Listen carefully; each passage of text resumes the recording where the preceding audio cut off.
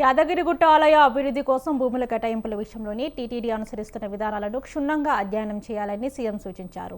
ఏ ప్రతిపాదకన స్థలాలు ఇచ్చినా సదరు భూమి యాజమాన్యపు హక్కులు మాత్రం పూర్తిగా టెంపుల్ బోర్డు వద్దే ఉంటాయని అధికారులకు ఆదేశించారు. ఇక యాదగిరిగుట్ట ఆలయ అభివృద్ధిపై ఎంసీఆర్హెచ్ఆర్డీ బోధి పెవిలియన్లోని ఉన్నత అధికారులతో సీఎం రేవంత్ రెడ్డి సమీక్ష నిర్వహించారు. యాదగిరిగుట్టలోని హరే రామ హరే కృష్ణ ఫౌండేషన్ కోసం మార్కెట్ రేటు ప్రకారం భూమి కేటాయించాలని ఆదేశించారు.